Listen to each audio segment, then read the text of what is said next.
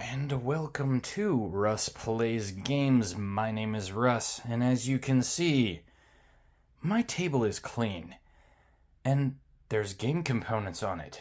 What could it possibly mean? Well, it means that we are playing Sword Sorcery Ancient Chronicles. This is quest number 1. And quest number 1 in this game is Anvil of the Gods. This is going to be kind of a video where I'm going to kind of explain the rules a little bit. And I'll probably be kind of standing up, sitting up, doing all that kind of stuff. But I'm going to kind of go over all the components. I'm going to kind of go over the rules a little bit. And how you play and how everything works. And then in the next part, I will see about doing the I'll see about actually playing the game. And so basically how this game works is there is no dungeon master. Everything that is done by the player. And I'll explain that in a minute. But I'm going to kind of go over who I'm using. So over here, I have these 3 characters. This is Jeanne. She is a cleric. She has a shield that has an interesting design on it. So let me get it over here so that I can kind of get into focus. There we go. So basically, these are the 3 gods. This is an Ares. In the middle there, the green part, that's Artemis. He's kind of holding both of them together. And then the blue part over here is Mirror. Now, in this game, you can use 3 different... you can basically choose 2 different things. There's law and there's chaos. Okay? And so... I'll just kind of briefly go over each of the different heroes, okay, and how their characters and how everything works. So basically, up here, you can see that we have, this is the soul gem, okay? And basically the soul gem controls, at the top, that's your soul rank. This is the number of health points you have, that's how much damage you take before you die. That's the number of combat actions you can take. That is the number of actions you can take, the 3 small triangles. And then this symbol is a power. Basically that, okay? It's how many power cards you can have, okay? And each side of the soul gem, okay, represents a different side of the character. So they can be law or they can be chaos, okay? And so Jeanne here, she's an inquisitor, okay? This is her chaos side. That's what these 2 little symbols mean, okay? Right here, that is your action. So I can use her 1 action to use her innate power. Guard break. Once per round, target enemy suffers act armor or act shields.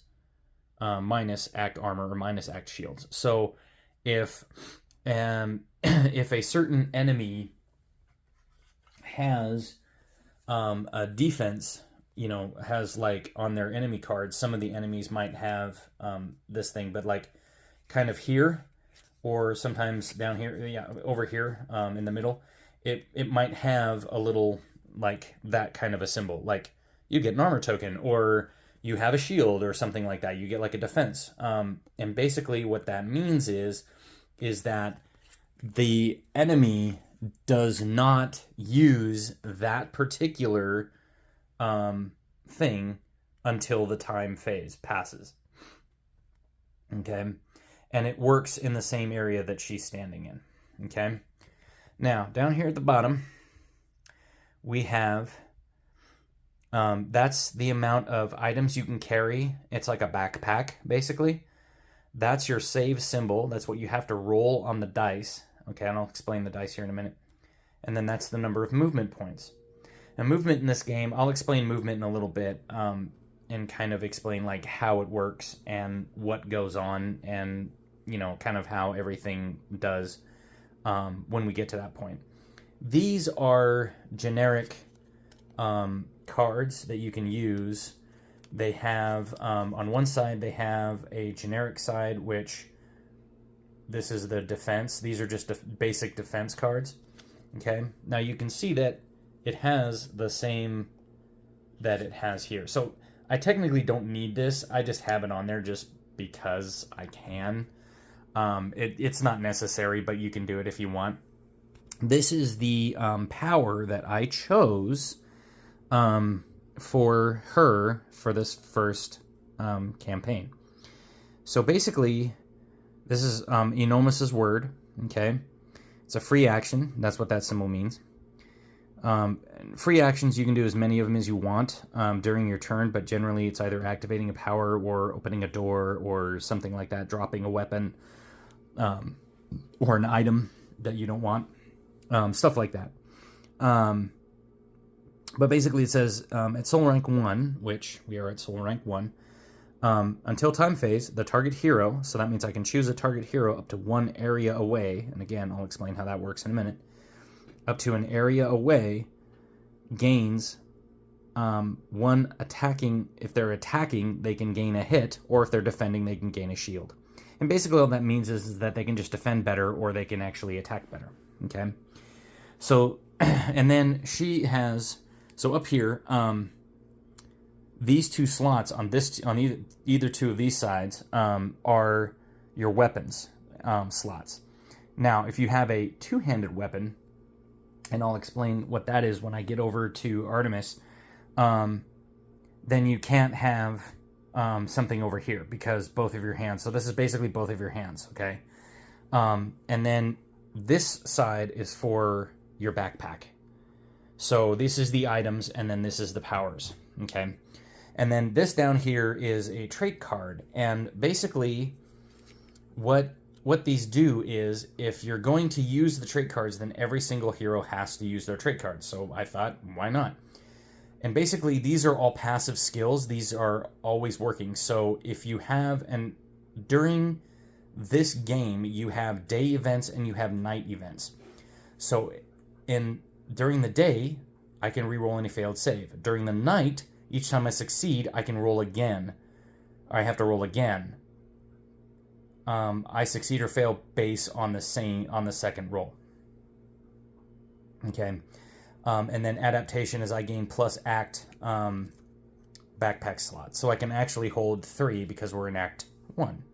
Okay, Act 2 just got here, so I have to play through Act 1 to get to Act 2, and that's where we're at. Oh, and then these are remembrance cards that lead to background talents. And basically how this works is you choose one of these cards based on the little symbol that you see up here. That means that this character is a faith-based character. So she's basically a cleric, okay? And as a faith-based character, then these are her remembrances. And basically what you do is you ask yourself this question, okay, at the beginning of the session. All the gold in the kingdom, and then you answer either A or B. Okay?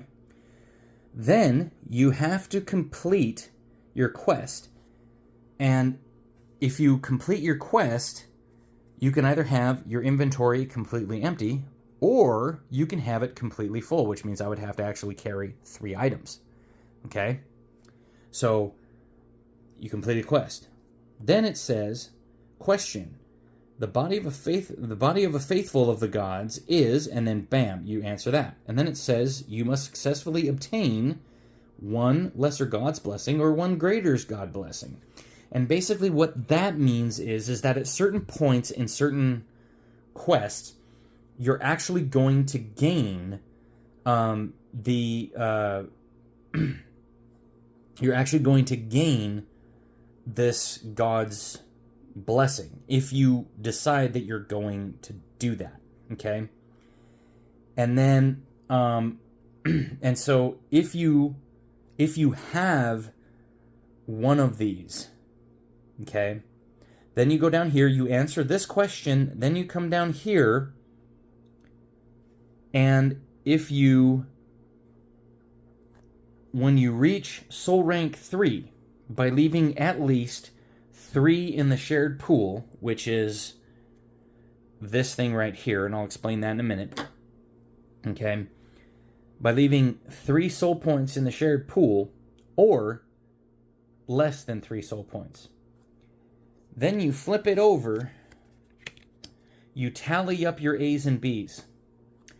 If you have more hits, symbols, from this chart, then you gain this benefit, or this background talent. If you have more lightning bolts, this background talent. If you have more stars, this background talent. Okay? And basically what that does, then, is it gives you an extra talent that does not count towards this. Because when you get up, when you get up to soul rank 4 with her, okay, she gains that little asterisk right there, means that she would have 3 power cards, so she'd have a 2 power card and a 3 power card, and then she would have a talent card that she can gain, and those talent cards, you can gain pretty much anything. You can gain them as generic talents, you can gain them as specific talents. It's just kind of down to however you want your character to be. And you can have up to 6 powers and 2 talents by soul rank 7 at the end of Northwind Tales. Okay? So that's pretty much how Jeanne is set up right now. Now, normally, what ends up happening is, and I think that story event's in the wrong spot. No, it's not. Okay. Because that's the waypoint marker. That's right. Okay. So basically, this is Mist. She is a Kickstarter exclusive character. So if you buy the retail version of Ancient Chronicles, you will not have this character. Okay? She was a specific character designed for the Kickstarter backers. Okay?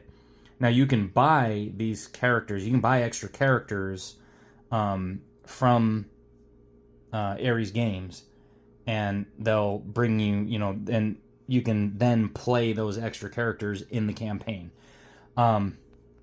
So Mist here, she's a Necro Warrior, she's on her Chaos.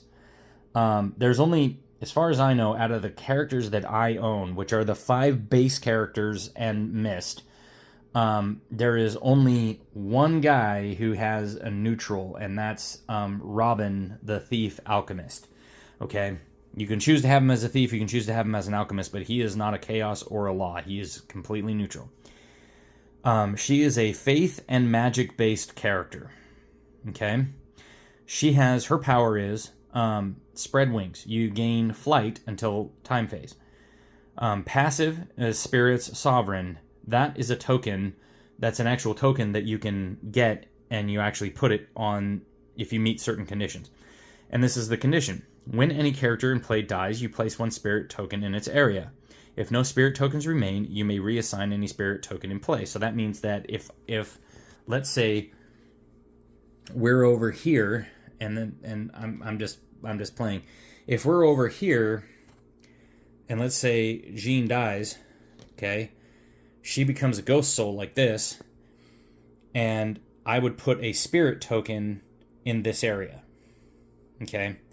Now, if there were no, let's say I move backwards 1 and there's no spirit token here, I can actually move the spirit token from here to here. Okay? And that's all that means. So, yeah, so basically it's fairly basic. And once we get into it, you'll understand what it is. Her power that I gave her, so yeah, this is her soul gem, I forgot to mention. She has 6 health points, 1 combat, 1 action, 1 power.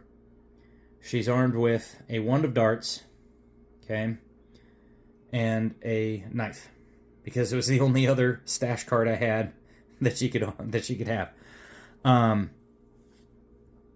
Because the only other like card that she could have equipped was the mace, and Jeanne was already using that one. And that's something. Once we get into it, I'll explain how that's going to work, and that's why this mist is here, and then that one is up here. This is the Ghost Soul form, because every single hero is going to be in Ghost Soul form, okay? Now, this card is a little bit different than this card, so I might actually just kind of move this one off to the side for now and just not worry about it, because this one's actually a little bit better, because the armor actually takes away a hit automatically. And I forgot to mention one thing. When a character gets done with their turn, so basically how turns work in this game is you have the time phase, which is the beginning of the sequence. You have the battle phase, and that's basically hero turns, enemy turns, and then that's it. When a hero gets done with their turns, completing all of their actions, okay, you do that. This is called a bookmark. This lets you know that the character's ready. During the time phase, you pick this up, you flip it around, and you put it back. And that lets you know that they're ready to play again. Okay? So basically her power is, oh yeah, and then I forgot to mention, she can carry 3 items. Her save is the star, and then she can move 4. If she flies, I believe she moves a little bit faster, but I'll show the Ghost Soul form for this one. Basically, this is the Ghost Soul form. If you die, or when you first start the game, your characters are in this form, okay? And what that means is that your character cannot permanently die, okay? They can only, like, pass away, okay? And so, in the Ghost Soul form, they can only do these 3. So they have the Soul Shout ability, okay, which on hers is 1 area. It affects up to 1 area away from where her soul is. You roll Act Blue. When you roll a shield on a blue die, all enemies within Act areas, within 1 area, because we're in Act 1, suffer bash and KO. That basically knockout just means you turn them over like that. They fall down, okay, on their side. And then recall is how you get back into your body, and your move is 5, and it's flying. So you ignore hindrances and all that stuff, because you're dead. You're a ghost. And then this is her trait card. She's the Bifrost Keeper. It's any Ghost Soul hero using an open shrine within 3 areas of you pays soul rank divided by 2 soul points less to resurrect, minimum 1. So at 1 soul rank, usually I think you spend like 2 soul points or something like that to go back in. So you would actually use 1 soul point to resurrect if you died in the first quest, or at soul rank 1. Dishonorable death. Excuse me. If you die within 3 areas of an open shrine, you can pay plus soul rank divided by 2 soul points to resurrect. And then Underworld Keeper, each time you kill an enemy within act areas of an open shrine, the party gains plus 1 soul tokens. And then this is her. I decided to, because she's faith and magic, I decided that she would be the magic remembrance. So again, you have to do all that stuff. And hers, these ones are a little bit more, so you have to roll 3 stars during a result. You complete a quest wounded or in full health, and then task you kill a red enemy at basically in melee, using a power or using a weapon. So that's basically what that does. And then the last one is, of course, Artemis the Hunter. Okay. And Artemis here, This is hers. She has 6 health points, 1 combat, 1 regular action, 1 power. I gave her a short bow from the stash, and this is a double-handed weapon, because you have to have one hand on the handle, you have to have one hand on the string, okay? And then I gave her a scimitar, which I believe you can spend an action to switch your weapons if you want. So like if I needed to, I mean, you can actually drop one and then you can use an action to switch a weapon. So like I could drop her short bow and then use the action to equip the scimitar. You know, basically she'd pull the scimitar out of the bag and be like, all right, I'm ready to kill you now. Okay. And then, you know, you can kind of see the powers there that it does. And then this is her specific card, because she's a dexterity based. This is her hunter form. She has predatory instincts. All your attacks against wounded enemies inflict. If you roll a sword and sorcery icon on the die, you gain plus act hits, which means we're in act 1, so we gain 1 hit. And if we roll a gremlin symbol on a die, then we gain a critical result. And then she can carry 3 items in her bag. Her save is a hit, and she has 4 movement. And then this is hers. Her power is Prey of the Herd. It says if the heroes control the target enemy's area, that enemy suffers act HP, which means they suffer 1 HP, and KO X equals 0. Okay? So that means that if you are in the same area as your target, okay, then they suffer the KO, okay? And at soul rank 5, this power becomes they suffer break when they're up to 1 area away. So that means anybody up to 1 area away suffers break if I use that power. That's why I chose it. So there's a reason for that. And then Artemis's card here is, trait card is Cursed Elf.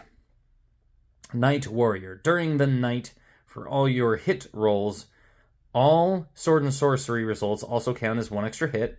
So not only do I gain plus act hits, I also gain another hit for it. So I gain basically 2 hits on a sword and sorcery roll for her predatory instinct and for Night Warrior if it's nighttime. Okay? Sunlight Weakness. It says during the day for all my hit defense rolls, all my gremlin results count as -1 hit, -1 defense. Lesser Levitation. Once per quest, I gain flying and plus act movement until time phase. So if I choose to, I can actually have her fly, similar to Mist's flying ability as well. So I can actually spend a free action to have her levitate up off the ground, if I wish. And then this is her Remembrance. So again, it's a task. You play at least 3 times in any tavern building, and you win 3 times, you lose 3 times. What that means is that when you go to a specific place inside the... gosh, I just drew blank. In the site sheet, when you go to like the tavern, you can gamble. So if you win 3 times first, or you lose 3 times first, okay, that's kind of how it works. And then you answer the question, and then in a single quest, you successfully make 3 save rolls, or you fail 3 save rolls in a quest. And then what is best in adventure, and then you kill a red enemy that resides in your area or does not, and then you answer the last question, and again, you flip it over. That's your background trait that you get. Now, this card peeking out behind is a companion known as Dharma the White Tiger. Now, basically, Artemis's backstory is that she used to live in the Underreign, and she was kind of like thrown out of the Underreign, and she spent many years living amongst these white tigers, and she befriended this alpha tiger by the name of Dharma. Dharma has 3 movement and soul rank HP. So you have to summon him with a power, and I don't have the power card right in front of me, and it's a level 2. It's a soul rank 2 power, so I'm going to try to get her up to soul rank 2 as fast as possible, because then I can summon Dharma at rank 1, which is what this one is, and then he also has this passive ability. It says if triggered, or when triggered, if Artemis is in the same area as Dharma, Artemis may perform extra weapon attack against the same enemy. So if I like go in and attack the enemy and then summon Dharma as my power, then yeah, he basically, I summon Dharma, and then if I and then when I attack with him in that same area and this onfall triggers, I can attack a second time with Artemis. Okay. He has to be in the same area as the people to be able to hit. And he's got Pierce, which means his weapons go through, or his claws go through armor. So any armor tokens are immediately discarded. And he gets 1 magic shield as defense, and he rolls 2 blue for defense.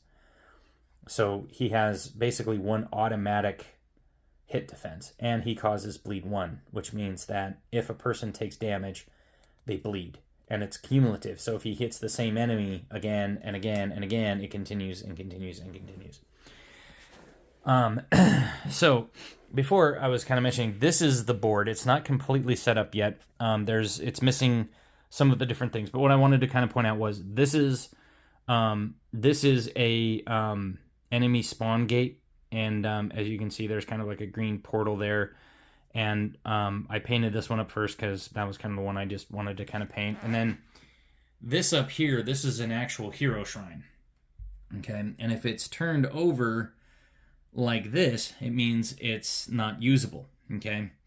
If it's turned face up, it means it's usable, okay. So again, this is the 3 gods, okay, and this is a little bit better. This is an Ares. The middle one here is Enomus, the red, and then over here is Mir in the blue, okay. And then all these different little, runes and stuff that they have, and then I have like the little magical energies like creaking out from behind and stuff. I love it. I think this is probably one of the best I painted for that whole thing. Over here, these are quest cards. So at certain points, you can actually gain these quests. You actually can like for instance, this is the Mercenary Post quest, and what happens is that if you do the right quest, okay, or if you do the right venture card, so this is the venture card, okay. If you spend 100 gold in any forge, 100 gold in any tavern, and 100 gold in any magical circle, then you basically gain the Mercenary Post card. And then this goes in the site sheet, and I'll explain the site sheet in a minute. And then you can hire the Mercenary as a companion. You flip this card over until it dies by spending 50 crowns per act. Okay, once per round, 1 hero can spend 1 action to activate this companion. And this is the companion, okay? He's a strength-based companion. This is hero weight, and basically what that means is that it counts towards domination in areas. I'll explain that in a minute. And then he moves 3. He has soul rank HP, and then a Dog of War. Heroes in Mercenaries area can reroll act, hit, or defense dice, and he rolls X red dice for attack, where X is soul rank divided by 2, and that's rounded up. So, or no, I think it's rounded down. I think it's like, well, I'd have to look at the rules again. Here again, like I said, I'm not 100% on every single rule. I'm still kind of learning a lot of the rules, but basically, yeah, it's like soul rank 2. So I think it's like if you have 2, you would roll 1. If you have 3, I believe you roll 2. And then 4, you roll 2. And then 5, it's 3. And then 6, it's 3. And then 7, it's 4. So basically, if you're at soul rank 3, then he would have 2 hit points. Or he would roll 2 red dice. If that makes sense. Okay. And then you have, here's a brotherhood. So you can hire you can hire this fighter as a companion. Shadow's Den, that one allows you to hire a rogue. This one allows you to hire a cleric. And this one allows you to hire a wizard, mage. These are like different gems that that you can craft in different ways. It's all explained in certain rules and stuff like that. So there's a whole bunch of these like quest and adventure cards and different things in here. I'm not going to go through every single one of them because like certain ones, like, okay, so Mirror's Shard, it's once per round your next attack inflicts 1 hit. Once per quest, you can perform a prey action as a free action without being over an open shrine. And so, you know, there's those. And so, like, there's Mirrors. Here's Enormous. So, like I said, he's the one in the middle that holds. So, Mirrors on this side, and then Aneres is on this side. And I believe Aneres is actually... Oh, that's the lesser gift. Oh, come on now. Where's hers? Oh, here it is. It's all the way in the back. But basically, yeah, there's the Aneres shard. So you can actually pick these up during the campaign. You can pick them up, and as you can see, this little asterisk looking rune up here means that anybody can use this. Okay, and you know, it's pretty neat what they do. And then you have these come on.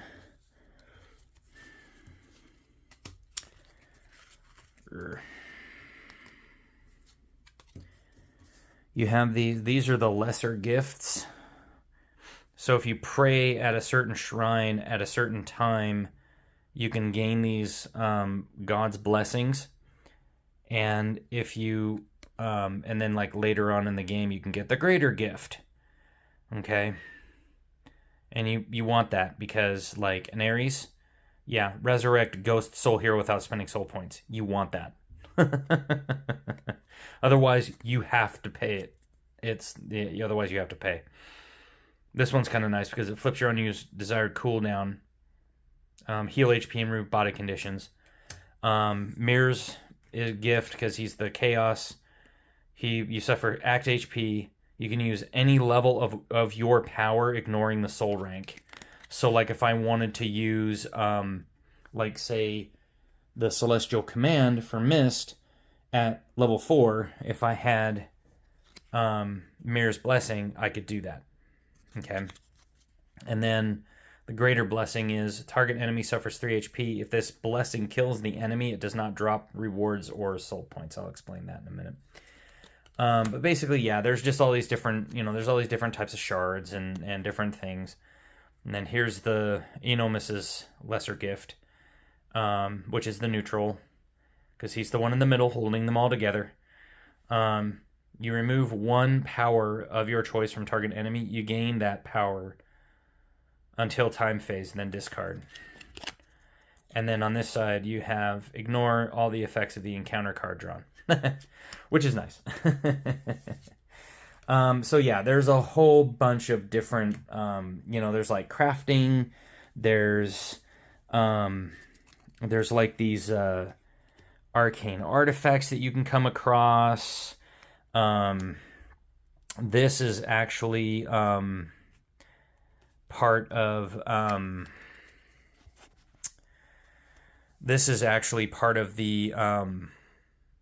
the actual quest itself. This is Aspides snakes, so those are actually going to go off to the side. And then like these are different like things that you can get and use. So like you can get like a pickaxe You can get this Ancient War Scythe, or you can get this Viper's Tongue. There's a whole bunch of different things that you can do. Again, like I said, there's like a whole bunch of different quests and different things. There's a whole bunch of different venture cards and all that stuff. And so basically, if you do all of those venture cards, you do all those venture quests, all that kind of stuff, you gain pretty good results. The middle one is the treasure deck, and inside the treasure deck there is a whole bunch of really awesome weapons and different things. And basically how these weapons work, they work similar to other weapons. Some of them are projectiles. Some of them are things like this cape, which is a defense. It's arcane, so like strength people can't use it, but it can be used as a secondary weapon. So it's not like a normal thing, but it gives you one magic shield, and you can actually discard a magic shield per act. You gain the same amount of those. So if you run across an enemy that has that, you can use it. So similar to the thing, but see, like here, you see this number 2, that means soul rank 2. What this allows you to do actually is, if you can't use it, you can actually put it in the stash. The stash is an actual deck of cards where you get like this knife. You see down here it says stash. And each person can put up to 3 I can't think. They can put up to 3 weapons or items in the stash. So if you can't use it, you can put it in the stash and then pull it out later. Okay? Like here's a pouch of crowns. You roll, and then for every hit you roll, you gain crowns. And then this is a cursed item. So basically you have to like discard soul points to try to get rid of it. And these are scales. You can actually take them to a forge, and you can actually... So it says here, when visiting forge, discard this item and 50 crowns to gain side 1, or flip to side 2, or move to another armor the crafted chitinous scales quest card and its related token. And so basically what that means is that if you run across these scales during the quest, then you go to a forge, you pay the 50 crowns, and you can gain the side 1, okay? And then you basically get the quest card that I showed about when I said, okay, here's all the scales and here's all the stuff. You gain that quest card, and what you do is you attach it to that armor. So like if I attached it to, say, the buckler, it gives it extra defense, basically. Okay, so it's a really good thing. And so what I could do is I could actually take this, and I could, if I pay 50 crowns, I can actually move it to a different armor. So if I grabbed an armor card that was better, but I had these chitinous scales quest on that one, so I'd have a token sitting on this. If I had that sitting on this, and I wanted to move it to the new piece of armor, or if let's say I wanted to move it to a piece of armor that sat in this slot, then I could pay 50 at the forge, 50 crowns, and then I can move it. So that's basically how that works, okay? And then this is like, this is the Crystal Skull. It's a permanent. You basically, like, you heal soul rank HP. So like if you're at soul rank 1 and you die and you have this in your possession, you don't die. You gain 1 HP from all other heroes, suffer 1 HP. Okay. This is an Elven Robe. You have to be level 2. The Ring of Chances. It has charges 3. You can reroll dice if you discard a charge.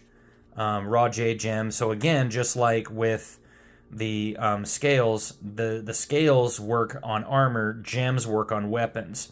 And so basically, same thing. I would move. So like if, let's say I pulled this Raw Jade Gem, okay, and it counts as 0 in my backpack, so it has negligible weight. I still carry it as an item, but it doesn't count towards her 2, so her backpack, her carrying capacity on her backpack. Okay. And so, like, for instance, I'd be able to take this, raw jade gem, and, like, if I attached it to the mace, if I picked up another card, I could spend 50 and move it from the mace to a different card. That's all that does. And then the soul shards are consumable. Basically, if you draw one, you can discard one to gain one soul shard per hero. So if we have 3 heroes in the quest, we gain 3 soul shards. Or if we had 2 soul shard cards and we discard, we'd gain 3 per hero. So we have 3 heroes, that would be 9 soul points. So it's actually probably better to keep it and spend it later when you have a couple of them in your thing. So that's just all this is.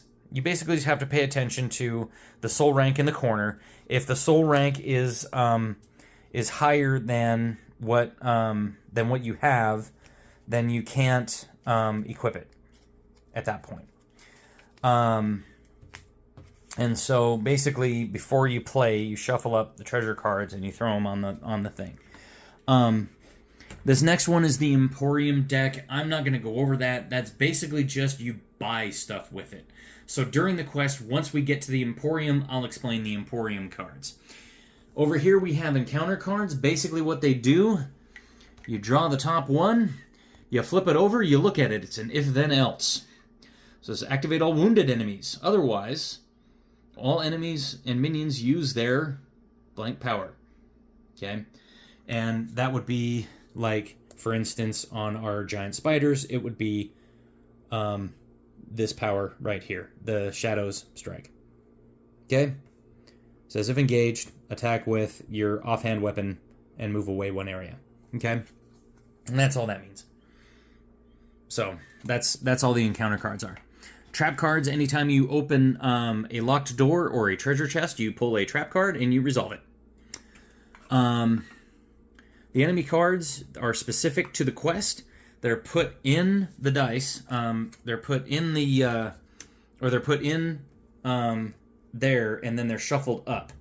And generally, what happens is, like, you'll get to, like, say, a story event, and then you'll read the story event as described in the storybook, and usually it will be, like, draw these enemy cards and throw them out on, and then you'll fight. Basically what that means. And then if the enemy cards have... If the actual enemy card, and you'll know it because up here in this corner, right under these jaws, okay? Right under these jaws, you'll see that symbol. This one right here. That's the enemy power symbol.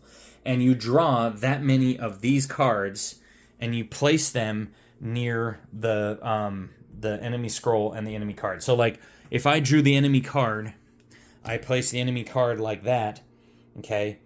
So this giant spider has 4 health points, and he drops 5 crowns when he dies. Okay, and you can see that he has this big web right here. That's this guy. Okay, and then the other enemy is just the normal one, and that's this guy. Okay, and so for this one, you don't really need to worry about it too much. Oh yeah, and he draws 1 soul point if he dies. So basically, that's all those are, okay? Now, how to play. So basically, how you normally play. Like I said, you have the time phase, you have the hero phase, and then, or the battle phase, I guess you could call it, and then you have the other phase. So, and this is the Underreign. This is the Act 1 area. This is the party token. Now, there is an actual other party token, and I don't have it right offhand. But basically, what the party token does is it just kind of shows you where, where you are. So, when you defeat Quest 1, then you move here, and you read this part in the Book of Secrets. Then you come here to Nilmerg Village, and you read that part in Nilmerg Village. And the site sheet, which is... Oh, come on now.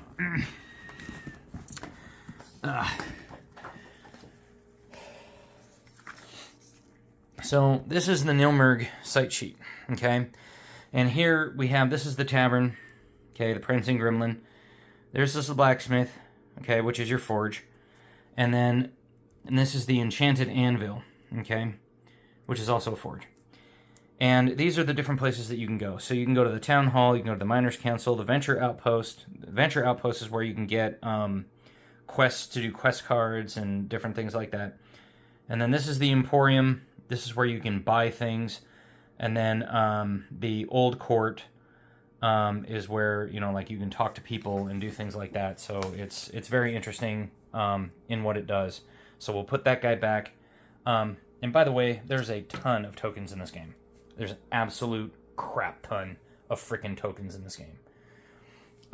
These are just all the crowns in the game, okay? So generally, like, when you drop, like when somebody drops crowns or whatever, that's what they do. To show the dice, this is a red. And as you can see, it has different faces and stuff. This is the gremlin face. That's the sword and sorcery face. This is a hit. Come on. This is a lightning bolt. That's the star. There's 2 lightning bolts. There's a star. So you can kind of see. And then this is the blue die. Normally you get a shield. They do have hits on there and stars. And then there's the gremlin face. Lightning bolts as well. Stars. But this one, curiously, this one does not have a sword and sorcery face. So if you're ever gonna roll, you're gonna roll the red one. Will have the sword and sorcery face. This one does have the gremlin face though. And you want to watch out for the gremlin face because a lot of times the gremlin face can be very, very, very bad. This is the actual rule book for it, and then this is the like rules reference sheet. So this just gives you the basics of the rules. I'm going to keep this handy while I play because I'm going to kind of keep looking at it. And then it kind of goes over like some of the different things, like some of the stuff that's on the battlefield, any architectural differences, anything that's going on, any body conditions that happen, special conditions. There's like bleed tokens, fire tokens, KO, poison, and then criticals and all that kind of stuff. And then these are the actual campaign sheets that you can actually download straight from swordandsorcery.com. And this one is for each of your heroes. So you put each hero down and then what they are, what their soul rank is, any crowns they've obtained, all their powers and talents, and then all of their items that they're carrying. And up here on the campaign sheet, you have what quest you're on, what act you're in, what soul points the total number of soul points you have, and then any armors, weapons, artifacts, and miscellany that you have in your stash. Okay? And I just haven't filled out the entire stash part yet. That's pretty much how it's going to go down. Now, like I said, for the time phase, you're basically going to do effects cleanup, you do your powers refresh, which basically how the powers refresh works. I'll use Enormous Ward here. When you flip it over, you see these 2 little arrows around it, around the 1. That means that at the next time phase, so if I use it during the current hero phase, it turns over like this. On the next time phase, it flips over, it refreshes, okay? If I was using the Soul Rank 4 version, I would flip it to the 2. Then on the next time phase, I flip it to the 1. Then I refresh. So it would take 2 turns to refresh, if that makes sense, until I can use it again. That's how your powers refresh. Okay? So, knowing that. So then there's that, and then you have soul enhancements and resurrection. It says a hero cannot enhance his soul rank further if there's another hero in a party with a lower soul rank. And the soul rank enhancements basically works like this.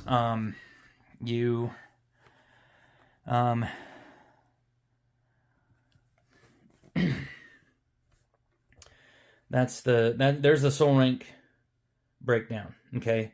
So it's the soul rank to be achieved times the soul rank to be achieved. So if you need to go to soul rank, if you're at soul rank 1, want to go to soul rank 2, you have to spend 4 soul points, because it's 2, soul rank 2 times soul rank 2. So it's 2 times 2 is 4, okay? So then if you want to go to 3, you have to do 9. If you want to go to 4, it's 16. If you want to go to 5, 25. You can understand that, okay? Now, if you want to, so when you die, let me see. I'm trying to remember. When you want to resurrect, let me see here. I'm trying to remember where it was. Let me just find it really fast.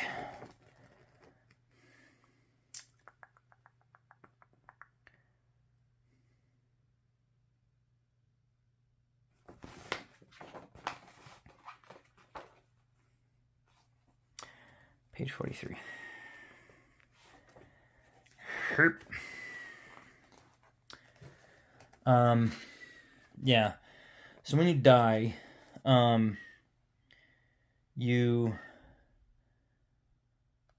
reduce your current soul rank by 1. You flip the card to the ghost soul form. You discard all body conditions. You discard all power cards related to the lost soul rank. So if you had, like, to say 2 or 3 powers, so say you had 3 powers, you're at rank 3, you die, you go down to soul rank 2, then you would lose your 3rd power. So it's whichever power is the furthest to the right. That's the one you lose. You still play your turn, but you skip the enemy turn. But if another person pulls an encounter card and it activates your enemy that you're controlling, then yes, you do that. And then you still count as a hero in play for controlling and dominating, but or you don't never counts as a hero in play for controlling and dominating, but you still count as a hero for event spawn formulas. And what that means is with the event deck, when you flip that over, it does that. And when you want to resurrect, you have to go to an active shrine. Again, active. The beg red X is inactive. Okay. And then you have the number of soul points you need to resurrect a hero is equal to the current soul rank of the hero. So Ghost Soul hero of soul rank 3 must spend 3 points to resurrect. It says when resurrected, flip the hero card, return to a full health state. From now on, the hero can play their turn normally. And you would then start to control your things. And then the battle phase, you have your movement activities, combat activities, action activities. You can pray, which gives you the Lesser God's Blessing quest card of the related soul nature. You can dash, which is you can gain 1 extra movement point, or you can stand up if you're knocked down. That's a knockout. You can focus. Once per round before you roll to hit, you can add +1 hit to the attack. You can bash a chest or a locked door. You open a chest or a locked door. Remember to draw a trap card. Reorganized equipped items. If not engaged, you can change your equipped items if you're not in a thing, or you can even exchange to another hero, and then you can search. Okay. And then you have unlimited free actions. You can open normal doors. You can pick up and drop items. You can evade heroes. You can activate your powers if they activate on a free. If they activate as a free action. Okay. And then you do your enemy turn, which is you resolve your minion activations, which minions are brand new to Sword Sorcery Ancient Chronicles.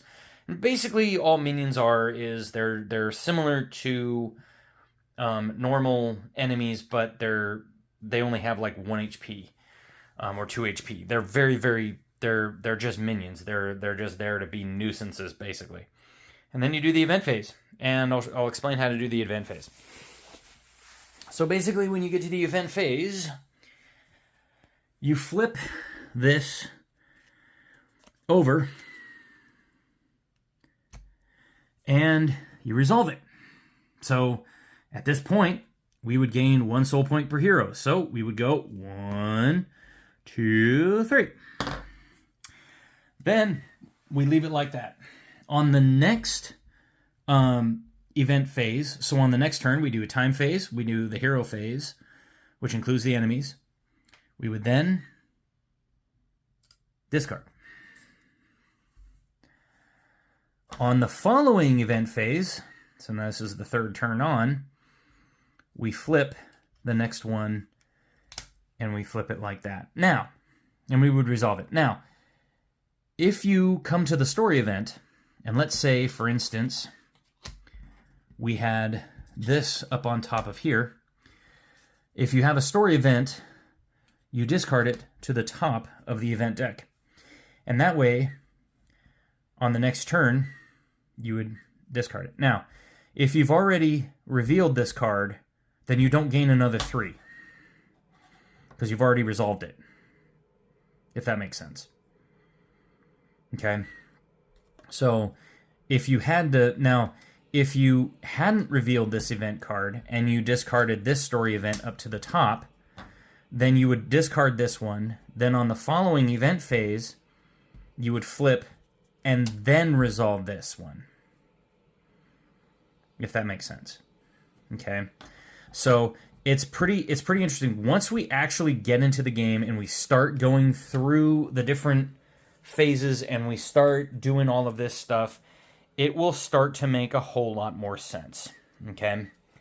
And I realized when I played this originally, I realized that there was so much that I missed, and I only used Artemis and Jeanne, and I was like, wow, like there is so much more if you have a much easier time of it.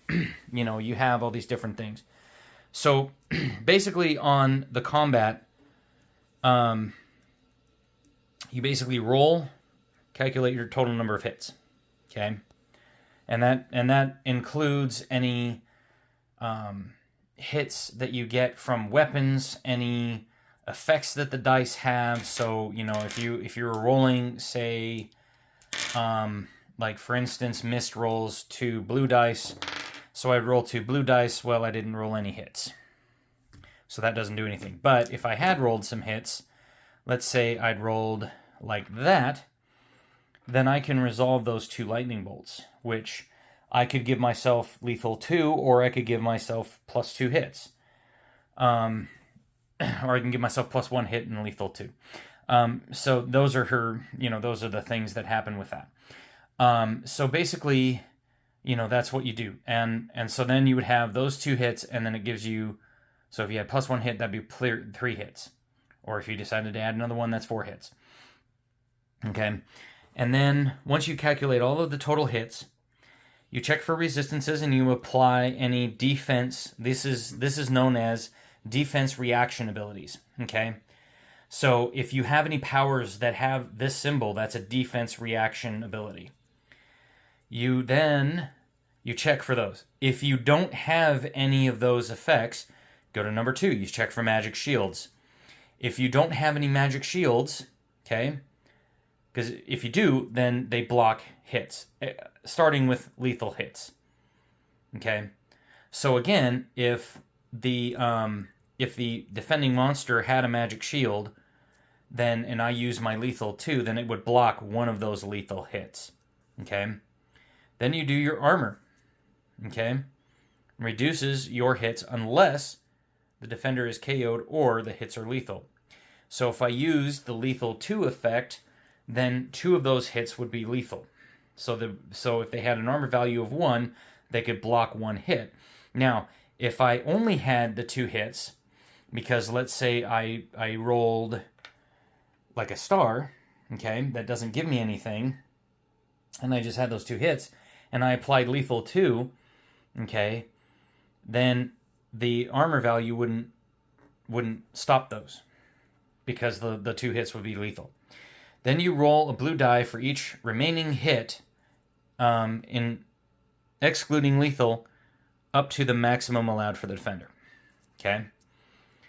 Then use any item, power, activity, to enhance the defense. Then you calculate your shields, subtract.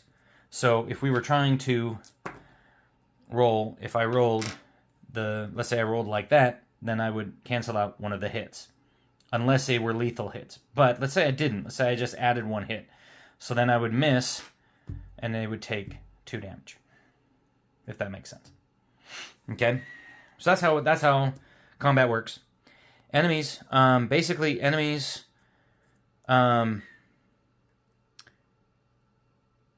you always distribute the enemy cards evenly amongst the players, clockwise from the active player. Okay? Duplicated enemies go to owning players. So if a person has the giant spider card, or giant spider AI scroll, and you draw a second giant spider card, then that giant spider card goes to the player that controls the giant spider originally. Okay? Now, because there's only me playing, I'm just going to keep the cards where they are, because I don't have a whole lot of space up here, and I'm not going to try to sit there and, do a whole bunch of things. Then you choose the behavior, and how that works is with the giant spiders. Okay, the behavior is if they're in the area. Okay, I know it's kind of hard to see, but basically, if they're in the area, okay, then if the victim is slowed, you use their entrap down here, okay? Otherwise, attack with bite, then move away 1 area. If they're 1 or 2 areas away, they attack with web, okay? Which is this attack here, okay? If the victim is slowed, and there are no other heroes in its area, move to engage and use entrap, otherwise attack with web. And then if they're beyond that range, then they move 1 area towards the closest hero and attack within 2 areas with web. And then their passive is their 8-legged arachnids. They ignore any hindrances. Any fire effects suffered by this enemy deals an additional 1 HP. So if you happen to hit that arachnid with fire effect, then it deals 2 HP instead of 1 HP. And then banding 1, if enemies control the area, the bite attack inflicts +1 hit. And trap is the victim suffers KO, they're knocked over, and then, unless save, suffers 1 HP. And then the shadows strike. It's if engaged, attack with the web, and then move away 1 area. The minions, they're just, that's all they do. This is just their particular thing. So they just resolve. That's all they do. They don't count for anything. This is a count of enemies in the area. They don't count for anything. Okay, they're tiny little, and these are the little Venom minion tokens. These are the Venom minion miniatures, I guess you could call them, from the minions.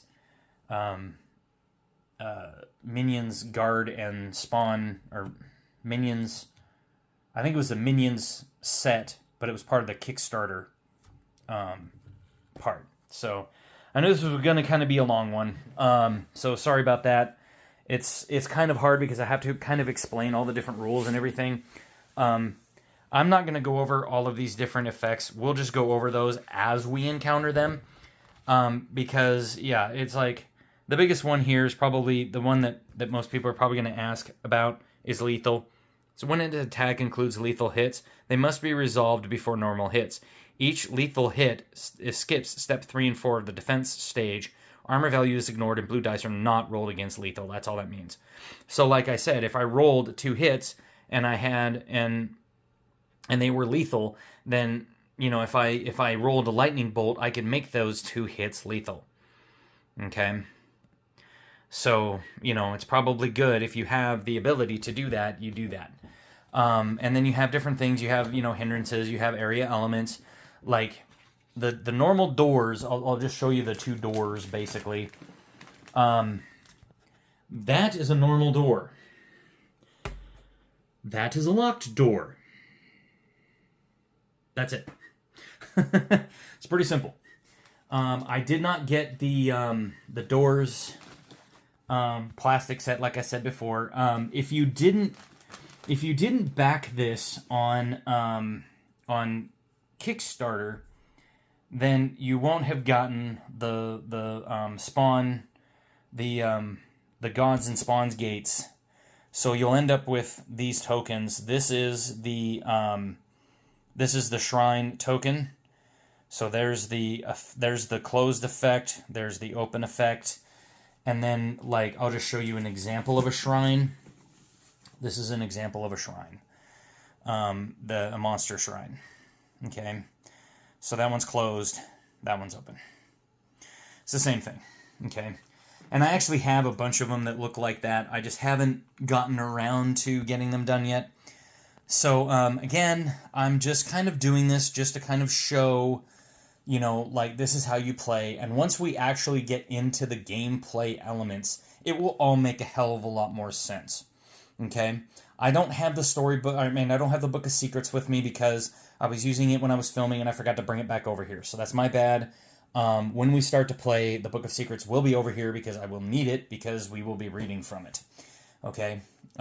Because you guys are going to come along with me on this journey.